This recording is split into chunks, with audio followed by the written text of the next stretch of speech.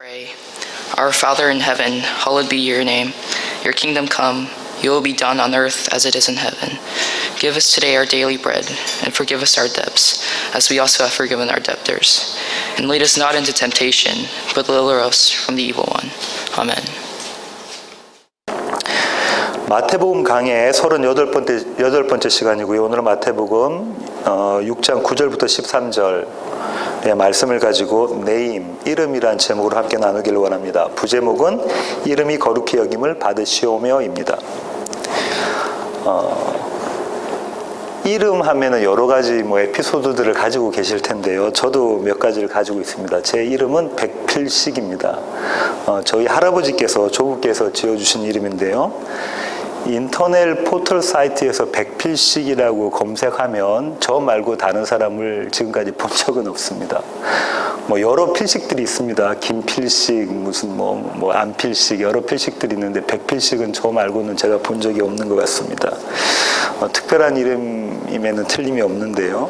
이 이름과 관련해서 초등학교 때는 한 가지 별명을 얻게 되는데요. 그 과정이 이렇습니다. 초등학교 3학년까지 다녔던 그 초등학교에서 전학을 해서 다른 초등학교로 전학 오게 됐는데 이제 반장 투표를 하게 됩니다. 그래서 선생님 이름을 적으시잖아요. 백필식, 누구 이렇게 후보를 적었는데 한 친구가 제 이름을 백필식이라고 안 쓰고 백골식이라고 이렇게 쓴 거예요. 백골식. 그래서 무효표가 되고 그렇게 해서 부반장이 된 기억이 있는데요. 그때부터 제 별명은 백골식. 그러다가 그 별명이 진화해서 꼴뚜기가 돼버렸습니다. 꼴뚜기.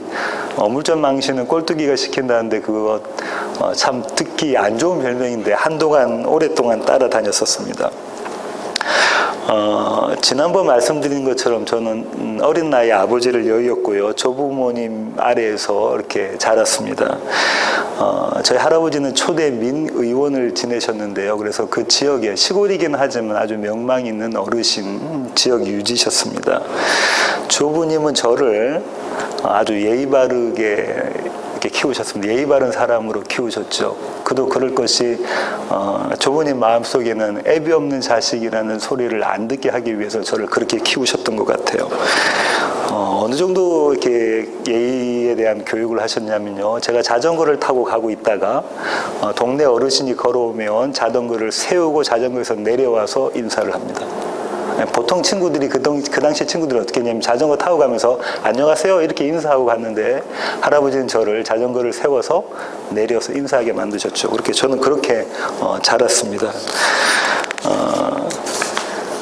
제 고향은 꽤 큰 면 소재지인데요. 그곳에선 선친의 인품을, 돌아가신 제 아버지의 인품을 칭찬하시는 어른들이 상당히 꽤 계셨습니다.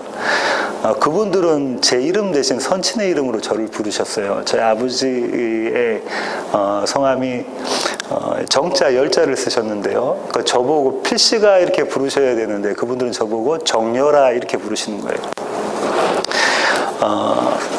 어쩌면 제 이름을 모르셨을 수도 있겠지만 어떤 한편으로는 아버지에 대한 제 아버지에 대한 그런 마음을 가지고 저를 부르셨던 거죠. 저는 이렇게 제 고향에서는 아버지의 이름으로 또 살아가기도 했었습니다. 일찍부터 하숙 생활을 전 했는데요. 중학교 때부터 하숙 생활, 중고등학교, 대학교까지 다 하숙 생활을 했는데 그래서 저는 고등학교 때부터 술과 담배를 했습니다. 그리고 다른 아이들이 자율학습 시간에 12시까지 학교에서 공부할 때 저는 학교에서 이렇게 뒷문으로 나가서 시내를 돌아다니다가 또 들어오곤 하고 그렇게 했었습니다. 그런 생활을 하면서도 시골에 내려가면 저는 항상 예의 바른 그런 학생이었고 예의 바른 저희 할아버지의 손주였습니다.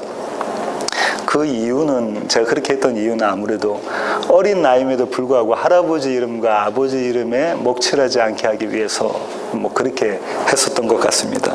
제게는 이런 에피소드가 있습니다. 오늘은 이 이름에 먹칠하지 않는 것에 관해서 이야기를 하고 싶습니다. 오늘 본문에 대해서, 특별히 오늘 본문의 9절 하늘에 계신 우리 아버지여 이름이 거룩히 여김을 받으시오며 라는 이 구절에 대해서 일반적으로는 이렇게 해석들을 합니다. 하나님의 백성은 여호와가 거룩해질 수 있도록 거룩한 삶을 살아야 하는 의무가 있다. 이렇게 해석을 하고, 따라서 해야 할 것과 하지 말아야 할 것을 구별해서 삶의 모든 부분에서 거룩한 삶을 살아내야 된다. 이렇게들 이야기를 합니다. 우리의 행동 때문에 다른 사람이 하나님의 이름을 욕되게 하는 것, 우리의 행동이 하나님의 이름을 욕되게 하는 그런 모습으로 비춰서는 안 된다. 참 그리스도인, 크리스찬으로 살아가야 된다. 이렇게 해석을 하죠. 그래서 지금 주님께서 말씀하셨던 이 기도가 하나님의 백성으로서의 간구임과 동시에 우리는 이런 거룩한 자가 되겠습니다라는 우리 자신의 다짐이고 선언이다. 이렇게까지 해석을 합니다. 정리해보면 이런 겁니다. 하나님, 제가 하나님을 닮아가는 삶을 살아가겠습니다. 하나님의 이름에 결탄코 먹칠하는 일, 욕먹일 짓은 제가 하지 않겠습니다. 그런 성도, 하나님의 백성이 되겠습니다. 이런 기도의 의미를 가지고 있다고 해석합니다. 마치 제가 제 조부와 또 제 할아버지, 제 아버지의 이름에 먹칠하지 않게 하는 것처럼 성도는 그렇게 살아야 된다라고 해석을 하는 것이죠. 과연 그럴까? 오늘 본문을 이렇게 살펴보는 것으로 거기에 대한 해답을 찾고자 합니다. 구절을 보시면 이름이 거룩히 여김을 받으시오며에 나와 있는 두 가지 키워드, 핵심 단어가 있습니다. 첫 번째 게 뭘까요? 이름이고 두 번째 게 거룩입니다. 여러 번 살펴본 것처럼 고대 히브리 문화에서 이름이라는 것은 그 사람의 정체성, 아이덴티티라고 말씀을 드렸었죠. 그러니까 여호와의 이름, 하나님의 이름, 아버지의 이름은 하나님의 정체성, 하나님의 인격을 대변하는 것이라고 이야기할 수 있습니다. 성경에 나와 있는 하나님의 이름이 무언가요? 여호와입니다. 여호와. 이 여호와는 한마디로 이야기하면 자존자라는 거죠. 나는 스스로 있는 자이다. 헬라어로는 에이고엠이, 영어로는 I am who I am. 나 외에 스스로 있는 자 아무도 없다는 거죠. 나만 스스로 있는 자고 모든 이 세상에 있는 것들은 나로부터 말미암은 것이다 라는 것이 여호와입니다. 이 여호와 이름을 따서 여러 가지로 하나님께서 이름을 붙이셨는데요. 우리가 잘 아는 여호와 이레, 여호와 라파, 여호와 니시, 여호와 샬롬, 여호와 샴마, 이런 건 다 하나님의 성품을 묘사하는 이름들인 거죠. 또 성경에서 이야기하고 있는 하나님에 대한 것은 이름은 엘이라고 보통 쓰는데요. 엘은 어떤 뜻이냐면 강한 자, 전능한 자, 또 힘 있는 자, 하나님, 신, 이런 뜻으로 쓰이거든요. 그래서 대표적인 이름이 이런 거죠. 엘로힘, 전능자, 엘샤다이. 샤다이가 충족시키다, 만족시키다, 베풀다 이런 거거든요. 엘샤다이, 엘리온, 지극히 높은 자, 또 임마누엘, 여호와가 우리와 함께 하신다, 뭐 이런 하나님이 우리와 함께 하신다는 뜻이죠. 이렇게 엘을 사용해서 표현을 하기도 합니다. 근데 이 여러 가지 이름을 이름 중에 한 가지만 꼽는다면 여호와가 되고요. 왜냐하면 하나님이 그분이 스스로 계신 분이고 나머지 모든 이런 우리가 살펴본 성격들은, 성품들은 이 여호와를 설명하는 것입니다. 두 번째 핵심 단어는 거룩, 영어로는 홀리 이런 건데요. 거룩에 관한 것인데요. 이 거룩에 대해서 우리는 일반적으로 어떻게 생각하냐면 이렇게 생각하죠. 우리가 저는 유럽을 한 번도 안 가봤는데 유럽에 가면 중세 오래된 성당들이 있잖아요. 아주 멋진 성당들이 있습니다. 그 안에 가면 벽면이 뭘로 장식되어져 있냐면 그 스테인드 글라스 같은 걸로 아주 예쁘게 장식되어져 있고요. 그 다음에 아주 거룩해 보이고 뭐 은촛대, 금촛대 같은 것들이 놓여져 있고 뭐 휘장 같은 것들도 있고 십자가도 있고 그렇죠. 그리고 어떨 때는 잔잔한 파이프 오르간이 연주되기도 합니다. 이렇게 들어가면 그 자리를 우리는 거룩해 라고 생각하죠. 우리가 생각하는 거룩의 이미지는 그런 거란 말입니다. 믿지 않는 자들에게 개신교 예배와 천주교의 미사 중에 어떤 게 더 거룩해 보이냐 하면 뭐라고 대답할까요? 천주교 미사가 훨씬 거룩해 보인다고 합니다. 사람들이 생각하는 거룩에 대한 이미지가 그런 거란 말이죠. 뭔가 좀 홀리해 보이고 거룩해 보이는 그거라는 거죠. 근데 성경이 이야기하는 거룩은 그거와는 전 땅판입니다. 성경이 이야기하는 거룩은 구별이에요. 구별되어졌다. 구별입니다. 조물주와 피조물은 구별되어져 있나요? 그렇습니다. 누군가는 만드신 창조주시고 누구는 만들어진 바 된 피조물이라는 거죠. 하나님과 그 모든 것들은 구별되어져 있습니까? 예, 그게 여호와는 거죠. 하나님과 하나님 외의 모든 것은 구별되어져 있습니다. 성경에서 이야기하는 구별은 그런 거죠. 그럼 거룩하신 분은 누구밖에 안 계세요? 하나님, 여호와 하나님밖에 안 계십니다. 예, 나머지 거는 거룩하지 않은 것이죠. 인간들은 부정과 불결함으로 점철된 삶을 살아갑니다. 그죠? 근데 하나님은 그렇지 않은 거. 이게 구별이라는 의미입니다. 성경이 말하는 구별인 거죠. 거룩은 누구에게만 적용할 수 있는 단어냐면 오직 한 분 여호와 하나님께만 적용할 수 있는 단어입니다. 따라서 우리가 거룩하다 아니면 우리가 거룩을 경험했다라는 것은 어떤 고풍스러운 천주교 성당에 가서 미사를 드릴 때 그 자리에 앉아 있는 걸로 거룩했다는 것을 경험하는 게 아니라 누구와 함께 할 때 거룩함을 경험한다고요? 여호와 하나님과 함께 할 때만 거룩함을 경험하는 겁니다. 어느 장소에 있든지 우리가 일터에 있든지 어느 장소에 있든지 여호와 하나님이 나와 함께 하시면 그것이 거룩함을 경험한 것이다. 이런 말씀이죠. 하나님이 거룩하다는 것은 한마디로 말하면 이런 겁니다. 하나님은 완전하시다. 하나님은 온전하시다. 하나님은 사랑이시다. 하나님은 정의이시다. 하나님은 진리이시다. 이게 거룩입니다. 우리가 알고 있는 거룩과 좀 다르죠. 거룩은 뭐라고요? 우리와 하나님이 구별되셨다는 거잖아요. 그 구별이 드러나는 건 뭐냐면 하나님의 온전하심, 하나님의 완전하심, 하나님의 사랑, 하나님의 공의, 이런 게 거룩을 이야기하고 있는 거라고요. 그러니까 국어사전식의 거룩이라는 것은 이제 잊어버리세요. 성경에서 말하는 거룩은 그런 게 아닙니다. 정리하면 한마디로 말하면 거룩은 하나님께만 속한 것이라는 이야기죠. 이런 두 가지 개념, 이름과 거룩에 대한 개념을 가지고 주님께서 말씀하신 것을 보면 이렇습니다. 주님께서 뭐라고 말씀하셨냐면 하나님의 이름이 거룩히 여김을 받으소서라고 기도하라고 말씀하셨거든요. 여기서 제가 한 7가지 질문들을 뽑아봤는데요. 첫 번째 질문은 이겁니다.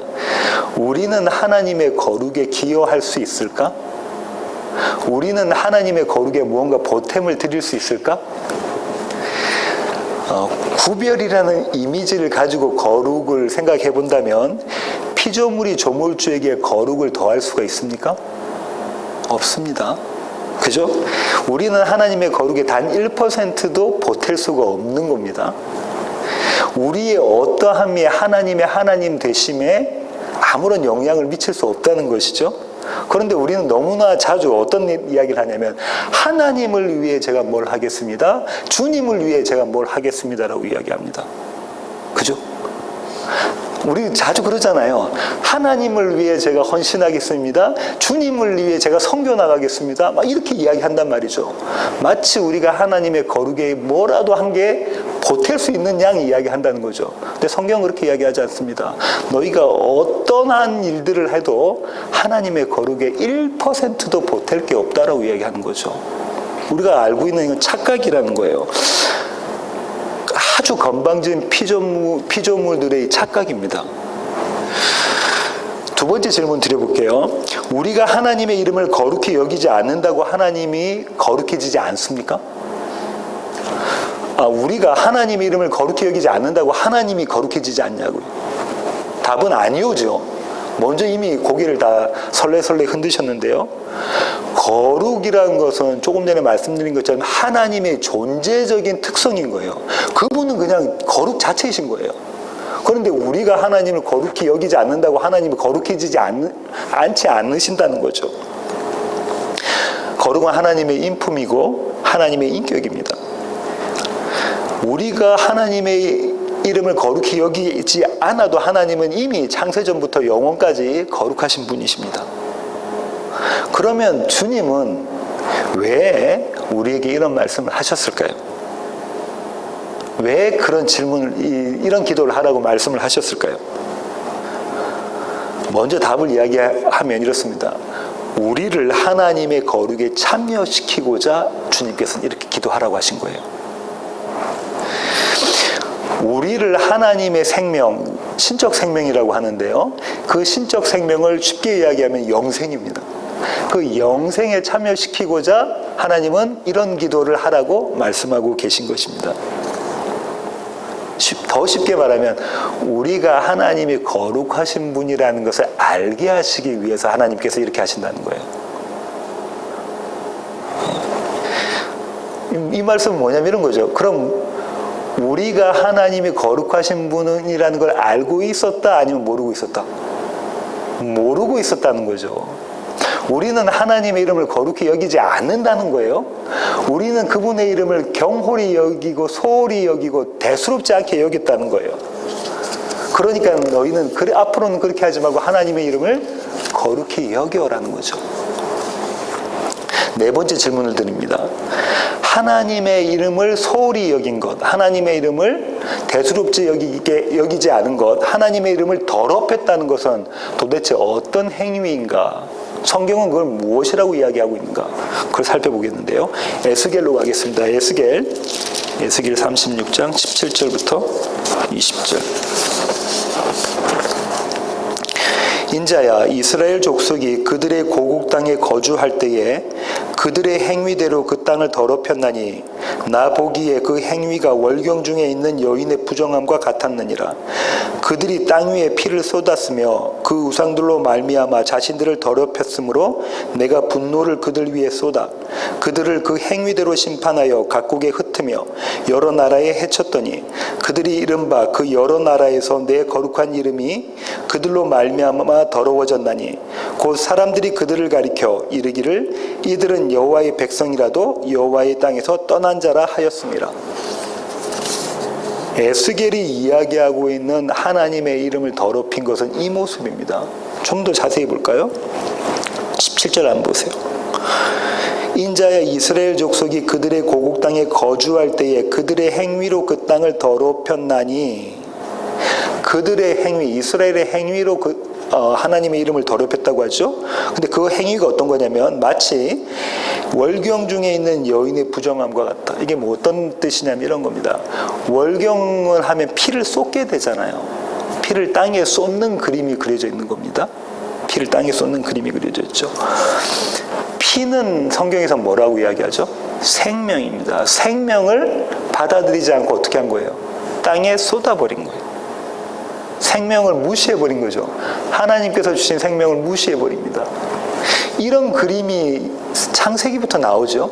어디서 나왔는가 한번 보겠습니다. 창세기 4장으로 한번 가볼까요? 창세기 4장 10절부터 11절입니다. 이르시되 내가 무엇을 하였느냐? 내 아우의 핏소리가 땅에서부터 내게 호소하느니라. 땅이 그 입을 벌려 내 손에서부터 내 아우의 피를 받았은즉 내가 땅에서 저주를 받으리니. 피를 땅에 쏟아버리는 장면이 나온다. 누가 누구의 피를 했죠? 가인이 아벨의 피를 땅에 쏟을 때. 이 장면. 또 이런 장면이 나오는데요. 땅에 무언가를 쏟아버리는 장면. 어디서 나오냐면 유다의 아들에서 나오죠. 한 번 더 보겠습니다. 창세기 38장.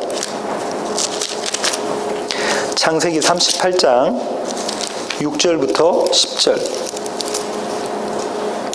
유다가 장자 엘을 위하여 아내를 데려오니 그의 이름은 다말이더라. 유다의 장자 엘이 여호와가 보시기에 악함으로 여호와께서 그를 죽이신지라. 유다가 오난에게 이르되 내 형수에게로 들어가서 남편의 아우된 본분을 행하여 내 형을 위하여 씨가 있게 하라. 오난이 그 씨가 자기 것이 되지 않을 줄 알므로 형수에게 들어갔을 때에 그의 형에게 씨를 주지 아니하려고 땅에 설정하매 그 일이 여호와가 보시기에 악함으로 여호와께서 그도 죽이시니. 유다의 둘째 아들 오난이 그 형수 다말에게 들어가서 성관계를 갖죠. 원래 목적은 뭡니까? 씨를 주는 것. 그래서 형님의 대를 이어가는 것인데 그거 안 하려고 어떻게 하죠? 땅에다 설정을 해버리는 거예요. 모습이 그려져 있습니다. 이 그림이 아까 그 여인이 월경을 할 때의 그 모습. 성경은 이걸 뭐라고 하면 부정하다 그래요. 거룩하지 않다라는 거예요. 불결하다, 부정하다. 의인이 아니고 죄인의 모습으로 그리고 있단 말이죠. 그런데 지금 오늘 다시 에스겔 36장으로 돌아오시면요, 너희가 여호와의 땅을 떠났다라고 이야기하는 거예요. 여호와의 땅을 떠났다. 이 여호와의 땅은 어떤 땅입니까? 하나님의 약속의 땅. 또 성경은 다른 표현을 하는데 거룩한 땅이라고 그러죠. 구별된 땅이라는 거죠. 그 거룩한 땅을 떠났다라고 이야기합니다. 왜? 하나님을 사랑하지 않고 하나님을 섬겨야 되는데 그렇지 않고 이방을, 세상을, 나를 섬기기 위해서 떠났다, 이렇게 이야기하고 있는 것이죠. 다섯 번째 제가 질문을 드립니다. 그러면 하나님의 이름을 더럽힌 행위, 이 행위에 대해서 하나님은 어떻게 반응하셨나? 에스겔 36장 21절 한번 보실까요? 계속 에스겔 36장을 펴놓으시고요. 21절 보시면, 그러나 이스라엘 족속이 들어간 그 여러 나라에서 더럽힌 내 거룩한 이름을 내가 아꼈노라. 주님 뭐라고 말씀하시냐면, 이스라엘 백성이 더럽힌 이름을 누가 아끼셨다고요? 하나님 스스로가 아끼셨다라고 이야기하고 계시네요. 하나님 스스로가 아끼셨다. 이 말씀 이런 거죠. 내 이름을 거룩하게 하는 것은 너희가 아니라 내가 한다. 내가 한다. 나의 이름을 내가 거룩하게 한다. 그렇게 말씀하시면서 그 뒤 구절들을 한번 쭉 볼까요? 22절부터 제가 한번 읽어보겠습니다. 38절까지 제가 한번 읽어볼게요. 그러므로 너는 이스라엘 족속에게 이르기를, 주 여호와께서 이같이 말씀하시기를, 이스라엘 족속아, 내가 이렇게 행함은 너희를 위함이 아니요 너희가 들어간 그 여러 나라에서 더럽힌 나의 거룩한 이름을 위함이라. 여러 나라 가운데에서 더럽혀진 이름, 곧 너희가 그들 가운데서 더럽힌 나의 큰 이름을 내가 거룩하게 할지라. 내가 그들의 눈앞에서 너희로 말미암아 나의 거룩함을 나타내리니 내가 여호와인 줄을 여러 나라 사람이 알리라. 주 여호와의 말씀이니라. 내가 너희를 여러 나라 가운데에서 인도하여 내고 여러 민족 가운데서 모아 데리고 고국 땅에 들어가서 맑은 물을 너희에게 뿌려서 너희로 정결하게 하되, 곧 너희 모든 더러운 곳에서와 모든 우상 숭배에서 너희를 정결하게 할 것이며, 또 새 영을 너희 속에 두고 새 마음을 너희에게 주되 너희 육신에서 굳은 마음을 제거하고 부드러운 마음을 줄 것이며, 또 내 영을 너희 속에 두어 너희로 내 율례를 행하게 하리니 너희가 내 규례를 지켜 행할지라. 내가 너희 조상들에게 준 땅에서 너희가 거주하면서 내 백성이 되고 나는 너희 하나님이 되리라. 내가 너희를 모든 더러운 데에서 구원하고 곡식이 풍성하게 하여 기근이 너희에게 닥치지 아니하게 할 것이며, 또 나무의 열매와 밭의 소산을 풍성하게 하여 너희가 다시는 기근의 욕을 여러 나라에게 당하지 아니하게 하리니, 그때에 너희가 너희 악한 길과 너희 좋지 못한 행위를 기억하고 너희 모든 죄악과 가증한 일로 말미암아 스스로 밉게 보리라. 주 여호와의 말씀이니라. 내가 이렇게 행함은 너희를 위함이 아닌 줄을 너희가 알리라. 이스라엘 족속아, 너희 행위로 말미암아 부끄러워하고 한탄할지어다. 주 여호와께서 이같이 말씀하셨느니라. 내가 너희를 모든 죄악에서 정결하게 하는 날에 성읍들의 사람들이 거주하게 하며 황폐한 것이 건축되게 할 것인즉, 전에는 지나가는 자의 눈에 황폐하게 보이던 그 황폐한 땅이 장차 경작이 될지라. 사람이 이르기를, 이 땅이 황폐하더니 이제는 에덴 동산같이 되었고 황량하고 적막하고 무너진 성읍들에 성벽과 주민이 있다 하리니, 너희 사방에 남은 이방 사람이 나 여호와가 무너진 곳을 건축하며 황폐한 자리에 심을 줄을 알리라. 나 여호와가 말하였으니 이루리라. 주 여호와께서 이같이 말씀하셨느니라. 그래도 이스라엘 족속이 이같이 자기들에게 이루어주기를 내게 구하여야 할지라. 내가 그들의 소유를 양떼같이 많아지게 하되 제사드릴 양떼 곧 예루살렘이 정한 절기의 양무리 같이 황폐한 성읍을 사람의 때로 채우리라. 그리한즉 그들이 나를 여호와인 줄을 알리라 하셨느니라.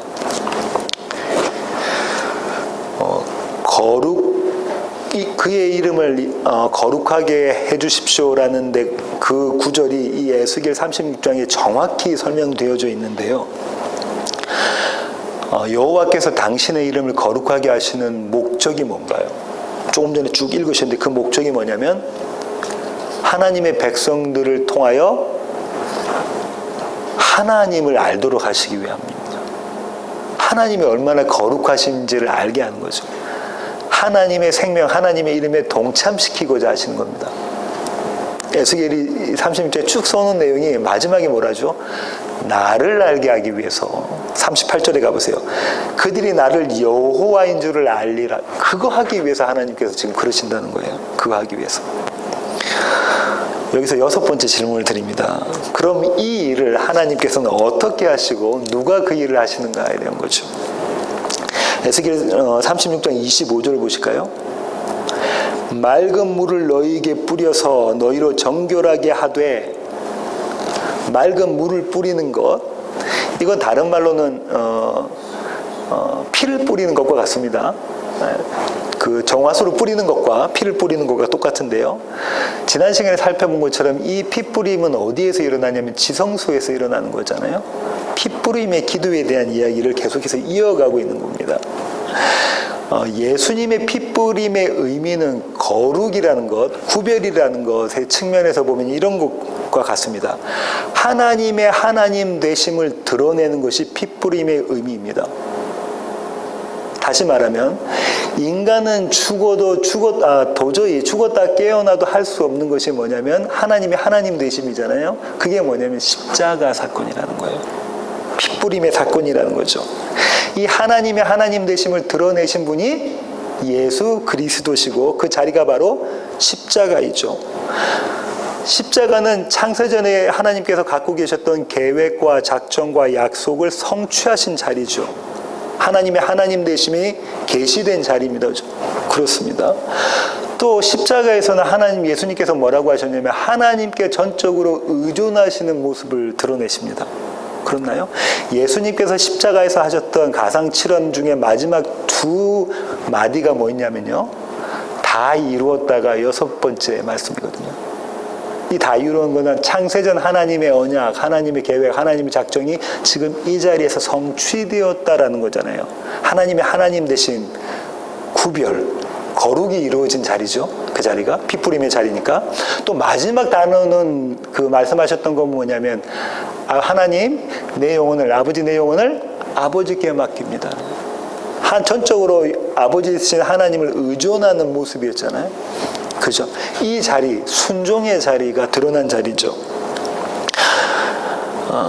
따라서 이름이 거룩히 여김을 받으시오며라고 기도하실 수 있는 유일한 분은 누굽니까? 예수 그리스도밖에 없어요. 하나님의 이름이 거룩히 여김을 받으세요라고 그 일을 하실 수 있는 분은 누구밖에 없다? 예수님밖에 없다. 그리고 그 일을 하신 자리가 십자가다라는 거죠. 그런데 이 예수님의 기도는, 십자가상에서의 이 기도는, 그리고 예수님께서 우리에게 가르쳐 주신 이 기도는 이미 성취되었습니다. 여기서 그 시제를 살펴볼 필요가 있는데요. 주기도문에 나와 있는 모든 동사들은 그 수동태로 되어져 있습니다. 특별히 그걸 어떤 수동태라고 얘기하냐면 신적 수동태라고 해서 영어로는 Divine Passive Voice라고 그래요. 누가 주체라는 거죠? 하나님이 우리를 그렇게 만들어내겠다라는 거죠. 하나님이 우리를 그런 기도를 하는 자로 만들어내겠다라는 게 신적 수동태 안에 담겨져 있는 겁니다. 시제는 뭐냐면 부정과거 시제인데요. 영어로는 에오리스트 텐스라고 해요. 헬라어에서는 시제보다 더 중요한 게 뭐라고 했죠? 시상이라고 말씀드렸고요. 이 에스펙트인데 영어로는 지금 이게 뭐냐면 명령형이잖아요. 근데 이런 명령형을 우리는 뭐라고 말하냐면 청유형이라고 이야기합니다. 좀 어렵지만 왜냐하면 하나님이 이거 해주세요라는 기도잖아요. 그걸 청유형이라고 하는데요. 청유형과 부정과거가 이어진 함께한 에스펙트, 그 시상은 이런 겁니다. 과거에 어떤 사건이 딱 성취되어졌는데, 이루어지는데, 완료되어졌는데 그 완료된 사건이 과거와 현재와 미래에 영향을 미치고 있는 것, 그게 시상이에요. 그럼 보세요. 예수님께서 십자가에서 이루신 그 일로 어떻게 됐다는 거죠? 이 세상이 만들어질 때부터 이 세상이 마감되는 그날까지 모든 일들은 그 예수님의 십자가 사건으로 이미 완성되어졌다라는 걸 이야기하는 거죠. 그러면 우리가 아버지의 이름을 거룩히 여김을 받으십시오라고 기도하는 건 이미 어떻게 됐다는 거예요? 아버지의 이름은 우리를 통해서 거룩해졌다라는 거예요. 저와 여러분의 구원은 이미 이루어졌다라는 말씀을 하고 계시는 겁니다. 조금 어려운데요. 계속해서 주기도문에 나와 있는 동사는 다 이렇게 되어져 있습니다. 우리는 이런 기도를 하고 있지만 이 기도의 내용은 이미 완료되어졌다라는 거예요. 완성되어졌다라는 거예요. 어디에서? 십자가상에서, 역사적으로는 십자가상에서 완성되어졌고, 묵시적으로는 창세전에 이미 완성되어졌다는 얘기를 하는 거죠. 하지만 너희는 기도해야 된다라고 말씀하고 계세요. 하지만 너희는 기도해야 된다. 37절 보세요. 에스겔 36장 37절. 주 여호와께서 이같이 말씀하셨느니라.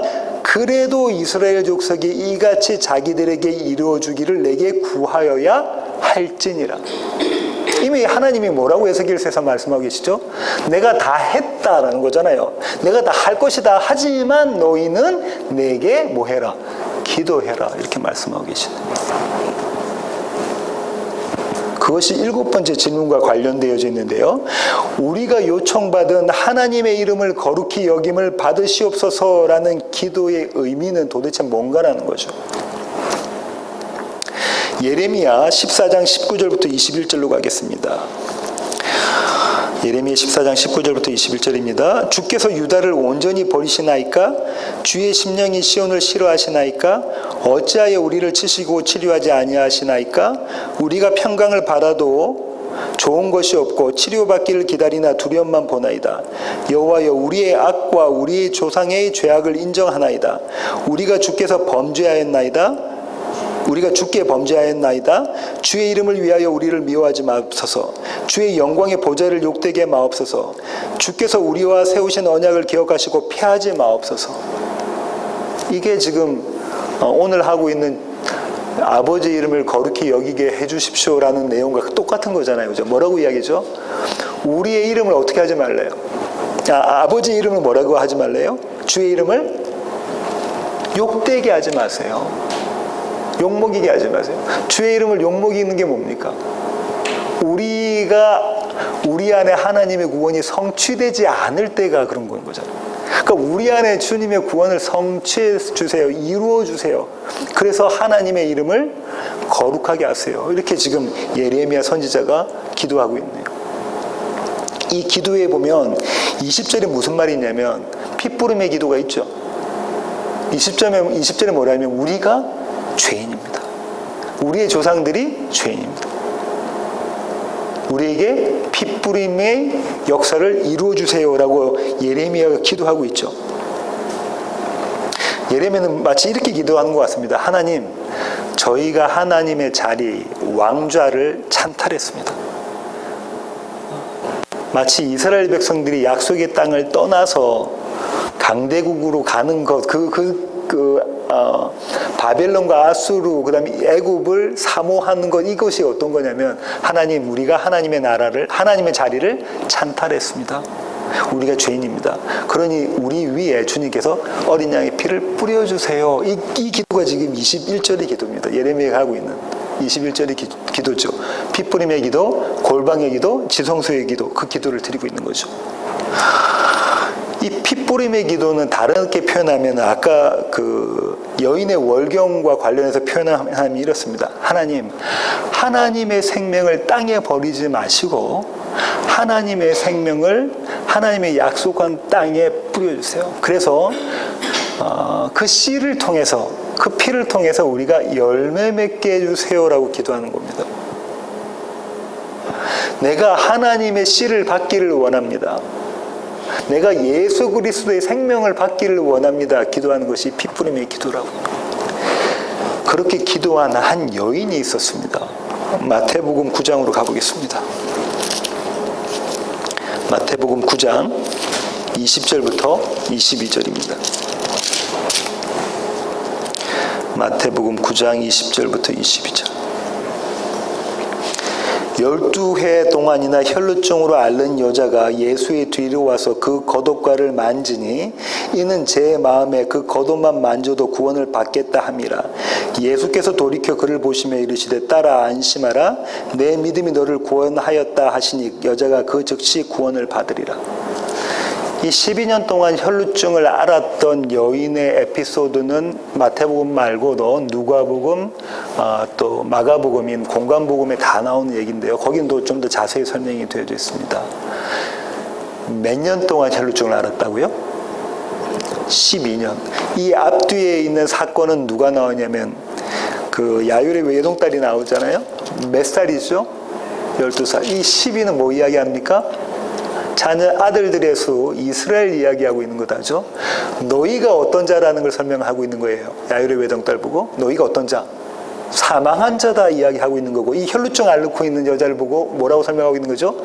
이스라엘아 너희가 어떤 자라는 거예요.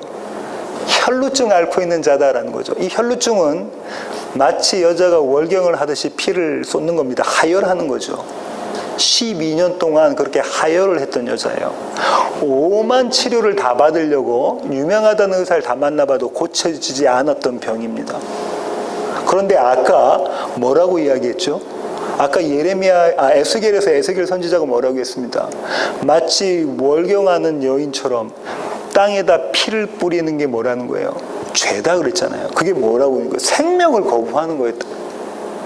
내가 너에게 생명을 줬는데 너희는 그 생명을 거부하고 약속의 땅 거룩한 땅을 떠났네 라는 거잖아요. 그렇게 고발된 거잖아요.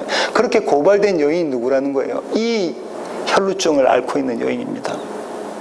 이 혈루증을 앓고 있는 여인이 조금 전에 우리가 봤던 그 예레미야의 핏부림의 기도를 합니까? 합니다. 어떻게 하냐면 이 여자는 잘 알고 있어요. 내가 혈루증 환자라는 걸. 매번 피를 흘리고 있으니까. 그 여자가 앉았던 의자에도 앉으면 안 돼요. 왜? 좀 부정한 거니까. 부정을 타니까. 그 여자가 앉았던 의자에도 앉으면 안 돼요. 그러면 지나갈 때 다른 사람들이 볼 때는 어떻게 하겠어요? 저 사람이 내가 부정하다고 이야기를 해줘야 되는 거예요. 나하고 접촉되면 부정해지니까. 그런 여자입니다. 이렇게 나의 부정함을 철저히 알고 있는 여자, 죄인된 여자가 매일매일 하혈하는 그 죄를 보고 있는 그 여자가 예수의 옷자락에 손을 댑니다. 그 옷자락에 손대면 내 이 부정함을 예수가 가져갈 거야. 나를 고쳐주실 거야를 알고 있는 여인이었던 것이죠. 그렇게 핏부림의 기도를 하고 구원받는 그림이 그려져 있잖아요. 그럼 지금 이 여자가 한 기도가 뭐냐면 하늘 아버지의 이름이 나를 통해서 거룩히 여김을 받기를 원합니다. 하늘 아버지의 이름이 나를 통해서 거룩히 여김을 받기를 원합니다. 내가 어떤 자라는 걸 아는 자가, 내가 죄인이라는 걸 아는 자가 주님께서 나를 구원해 주세요. 나 위에 핏부림, 어린 양의 피를 뿌려주세요라고 고백하는 자가 지금 그 기도하고 있다는 거죠. 오늘 말씀의 결론을 맺도록 하겠습니다. 구약 성경에서는요, 거룩이라는 이 단어를 어근적으로 어떻게 의미하고 있냐면 이렇습니다. 울타리를 치다예요. 거룩이 뭐라고요? 울타리를 치는 겁니다. 울타리를 왜 치나요? 구별하기 위해서 울타리를 칩니다. 그죠? 그 안에 것은 다 뭐라는 거예요? 나의 것이라는, 내 것이라는 거죠. 제주도에 가면은 무엇으로 울타리를 치냐면 돌로 울타리를 칩니다. 돌담, 그죠? 또 어떤 데에서는 또 벽돌로도 울타리를 칠 수가 있고요. 담을 쌓을 수도 있고요. 또 어떤 데서는 나무 같은 걸로, 그죠? 나무 같은 걸로, 사철나무 같은 걸로 울타리를 칠 수가 있잖아요. 울타리를 치는 목적은 단 한 가지예요. 이 안의 것은 나의 것이다, 구별되었다라는 거예요. 나의 것이다, 구별되었다. 성경에서 처음 울타리를 친 자리가 있는데 그 자리가 어디냐면 에덴 동산입니다. 선악과를 먹고 범죄한 아담과 하와를 쫓아내시고 하나님께서 하셨던 일이 뭐냐면 울타리를 치신 거예요. 에덴 동산을. 이 땅은 거룩한 땅. 죄인들은 쫓아내죠. 그죠? 천사들이 지키고 있는 울타리입니다죠. 환경으로 지키고 있는 울타리. 인간도 울타리를 칩니다. 첫 울타리를 쳤던 게 어떻게죠? 가인이 자기 아들 이름 따서 에녹성이라고 따고요. 그 다음에 쭉 내려가서 또 어떤 성이 있죠? 그 유명한 바벨성이 있습니다. 그렇게 울타리를 치죠. 사람은 자기들의 울타리를 칩니다. 하지만 그건 거룩하지 않은 거예요. 하나님께서, 거룩하신 하나님께서만 치시는 그 울타리만 거룩한 땅이 되는 거죠. 근데 이게 은혜예요. 하나님 에덴 동산에 울타리를 치셔서 이 땅은 거룩하다 하셨잖아요.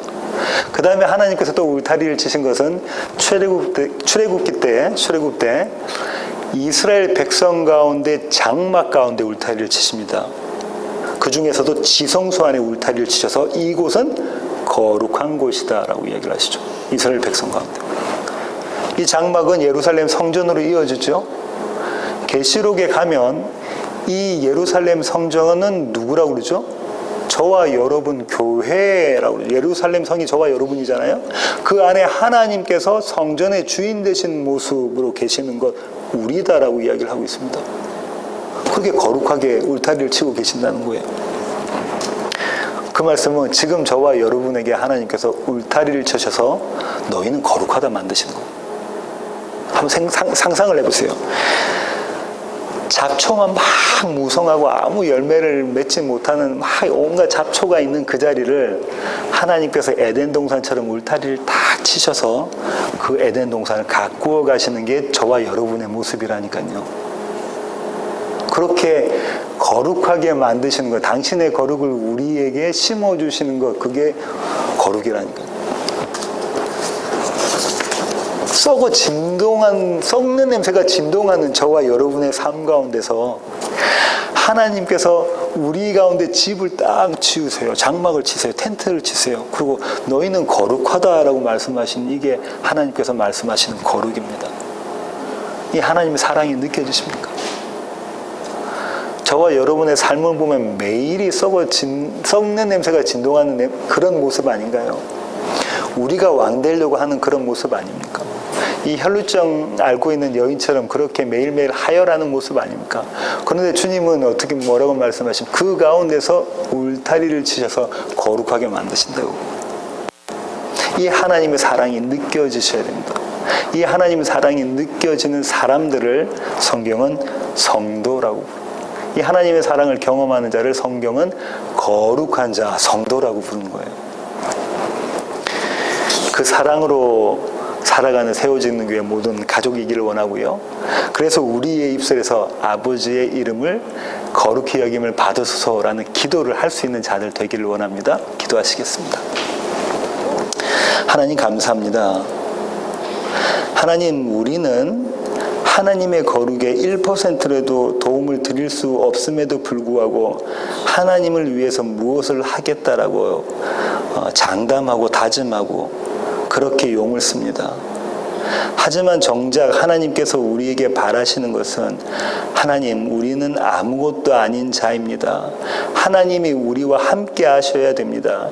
제가 주님의 그 거룩 안에 거하기를 원합니다. 주님의 생명 안에 거하기를 원합니다. 라는 이 기도라는 것을 주님 저희들이 배웠습니다. 그렇게 오직 여호와 하나님 한 분 예수님만 붙잡는 저희들 되게 주님 저희들을 붙잡아 주시옵소서. 그렇게 우리의 삶으로 아버지의 이름을 거룩히 여기는 자로 주님 그렇게 우리들을 세워 주시옵소서. 이제는 우리 주 예수 그리스도의 놀라우신 구원의 은혜와 하늘아버지의 크고 극진하신 사랑과 우리 안에 내주하셔서 우리로 하여금 아버지의 이름을 거룩히 여기겠도록 만들어 가시는 성령님의 충만하심이 이제 주님 앞에 머리 숙인 세워지는 교회 모든 지체들 머리 위에 이제로부터 영원토록 함께 하시기를 예수 그리스도의 귀하신 이름으로 간절히 축원하옵나이다. 아멘.